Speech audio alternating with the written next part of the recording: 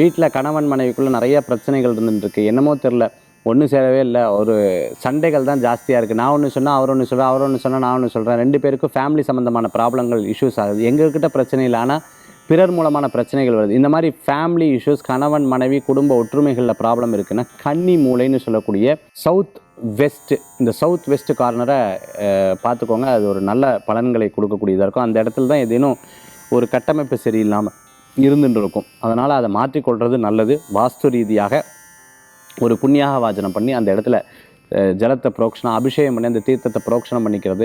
அந்த ரூமு ஒரு எனர்ஜி இல்லைன்னா இந்த மாதிரி ப்ராப்ளங்கள் நிறையா ஃபேஸ் பண்ணிங்க. வீட்டினுடைய தலைவர்னு சொல்லக்கூடிய அந்த நபருக்கு நிறையா ப்ராப்ளம், உதாரணத்துக்கு கிட்னி சம்மந்தமாக, வயிறு சம்மந்தமான உபாதைகள், எடுக்கக்கூடிய தொழிலில் நிறைய ப்ராப்ளங்கள் வருது.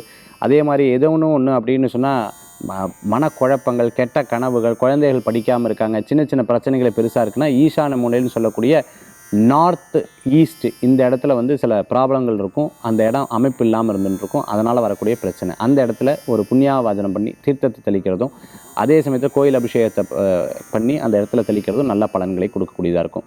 ஒரு தொழில் ஸ்தாபனங்களில் கரெக்டான கஸ்டமர் வரமாட்டேங்கிறாங்க, பணவரவுகள் வரமாட்டேங்குது, அப்படியே தங்கிகிட்டே இருக்குது. முந்தியெல்லாம் கஸ்டமர் நிறையா இருந்தால் இன்றைக்கி பக்கத்து கடைக்கு போயிட்டா இல்லை எதிர்த்த கடைக்கு போயிட்டா எனக்குன்னு வரக்கூடிய பணவரவுகள் வரமாட்டேங்குதுன்னா அந்த இடத்துல நார்த் வெஸ்ட்டு சரியான அமைப்பு இல்லாமல் இருந்துகிட்ருக்கும். அந்த இடத்துல தீர்த்தம் தெளிக்கிறது, அதேமாதிரி கோயில் அபிஷேகம் பண்ணி புரோக்ஷனம் பண்ணுறது நல்ல பலன்களை கொடுக்கக்கூடியதாக இருக்கும். எல்லாருக்கும் நோய் நொடிகள் வந்துட்டே இருக்குது. சின்ன சின்ன பிரச்சனைகள் எங்கள் குடும்பத்தில் இருந்துட்டு இருக்குன்னா அக்னி மூலைன்னு சொல்லக்கூடிய சவுத் ஈஸ்ட்டில் இருக்கக்கூடிய கிச்சன் இருந்தது, அப்படிலாம் நார்த் வெஸ்ட்டில் இருக்கக்கூடிய கிச்சன் இருந்ததுன்னா அது சரியான அமைப்பு இல்லாமல் இருக்கும்.